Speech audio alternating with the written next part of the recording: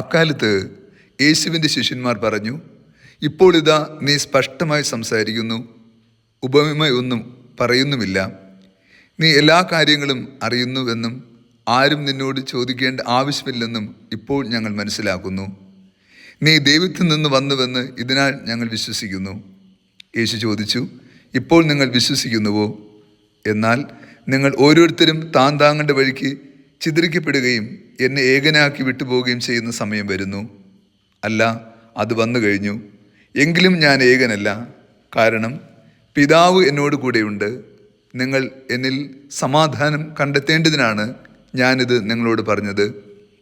ലോകത്തിൽ നിങ്ങൾക്ക് ഞെരുക്കങ്ങളുണ്ടാകും, എങ്കിലും ധൈര്യമായിരിക്കുവിൻ, ഞാൻ ലോകത്തെ കീഴടക്കിയിരിക്കുന്നു.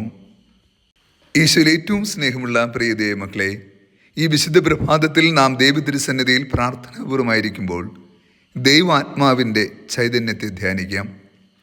ഇന്നത്തെ സുവിശേഷത്തിൽ യേശു ശിഷ്യന്മാരോട് പറയുന്നതൊക്കെ അവർക്ക് മനസ്സിലാകുന്നുവെന്ന് അവർ യേശുവിനോട് പറയുന്നു.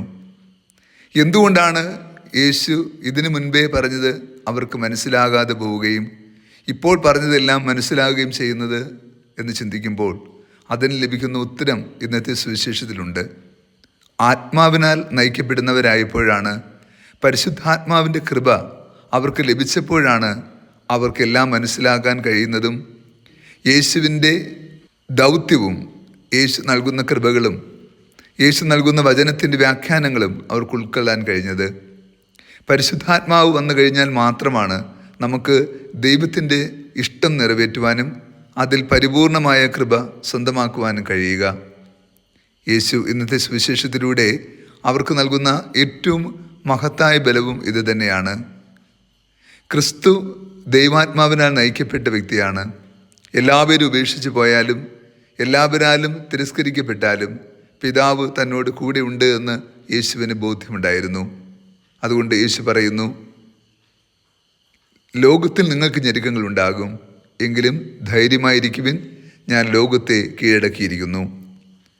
ആത്മാവിൻ്റെ ചൈതന്യത്താൽ നയിക്കപ്പെടുന്ന ഏതൊരു വ്യക്തിക്കും ഈ ലോകത്തിൻ്റെ പ്രതിസന്ധികളെ, പ്രലോഭനങ്ങളെ നേരിടാനുള്ള ബലമുണ്ടാകും.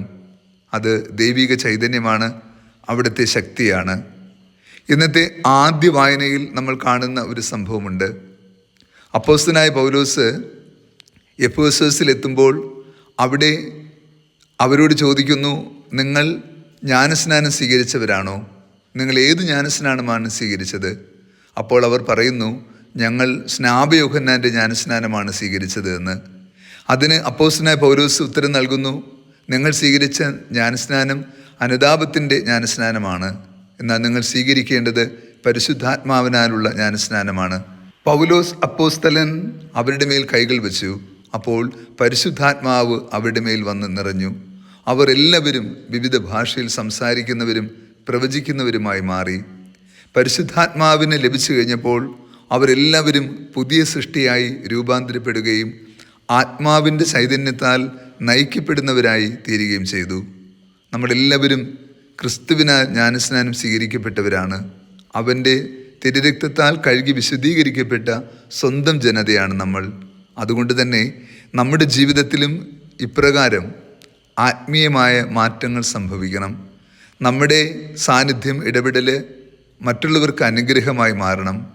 നാമും ദൈവാത്മാവിനാൽ നയിക്കപ്പെടുന്ന വ്യക്തികളാകുമ്പോൾ ക്രിസ്തുവിൻ്റെ മനസ്സിനൊത്ത് ജീവിക്കുന്ന വ്യക്തികളായി രൂപാന്തരപ്പെടും.